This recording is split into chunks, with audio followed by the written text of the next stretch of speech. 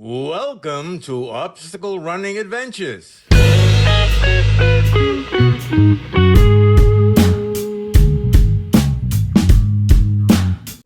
Another selfish question here. You mentioned training at the hotspot of Mammoth Lakes, California. So I plan to be going there to cover the World Championships in obstacle course racing. What is it like there?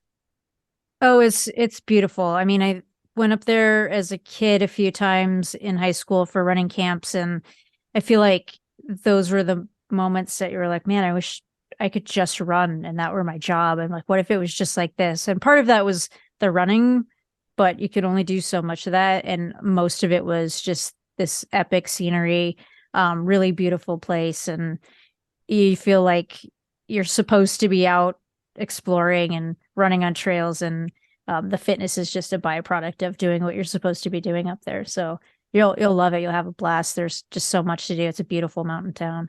Yeah, I'm very excited. It's gonna be my first real exposure to elevation too. So I'm not sure Ooh. how that's gonna how that's gonna go. Take it easy. The thing with the altitude is you can't have an ego. Yeah, Be humble about your pace. Don't even look at it. yeah. No, I'm good at being humbled. Um, so something else that you talk about that's a pressing topic is being beaten by athletes that later failed drug tests and stuff like that, and how drug testing is handled in the Olympics versus the Boston Marathon versus um, how how does it feel to be beaten by someone that pushes the line too much? It's really tough. I think you always give people the benefit of the doubt, and you can have these thoughts in the back of your mind, or with your closest competitors, like post 2016, talking with Amy and Shalane. It was just like that was a real conversation we could have, but we couldn't go out and have that conversation publicly because then it just sounds like sour grapes, right? Mhm. So that part is tough. And then when it comes out, you can kind of take a deep breath and go like, okay, I was justified in thinking that way.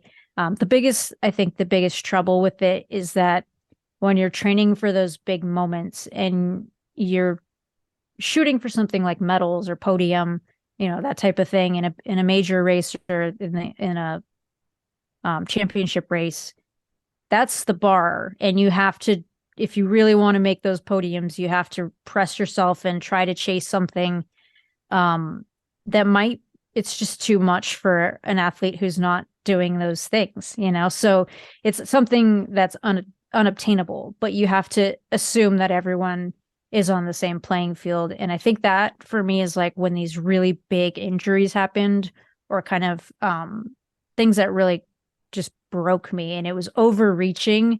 And then you look back at what you were overreaching for, and it was something that you could never get to anyhow. So that's just a super frustrating feeling. Yeah, because a lot of people think like, oh, it's a victimless crime. I can do what I want to myself, and it's like you're hurting the sport. You're hurting these other competitors. It's very frustrating to see, and it different sports have different amounts of it, but it's still, I think, all too prevalent for each and every sport Yeah. too. Um, Walk me through the understanding of realizing that you're not bulletproof when you were diagnosed with the hyperthyroidism. Yeah, I think, we're so dialed into our bodies as athletes. That's the vehicle for performance and for your career. So you're super in tune with everything that's going on. And a lot of endurance running is getting comfortable being uncomfortable. And hey, when I get to 20 miles, I want to be able to hurt more than anybody else. And so you sort of believe you understand your limits, and then you also know how to press them. And so it's understanding both sides of that. I know how to recover better than everyone. I know how to get fitter than everyone. And it was just a very unique disconnect where I thought I had so much figured out, but then that fatigue was a thing that was just not related to running at all. And my concept of toughness and pressing and testing myself kind of led to this crack where it was like, this is actually a flaw, and now you've broken yourself down. Um, And it was an interesting thing to try and pick myself back up from. Yeah. And then the whole after effect of like the medication for it is also something that you were kind of against too.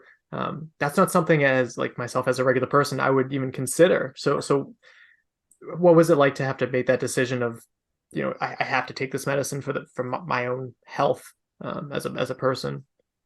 Yeah, I mean, it was as simple as that. Like, I remember kind of saying to myself, well, like, I don't really have a choice. I have to do this to live. Yeah.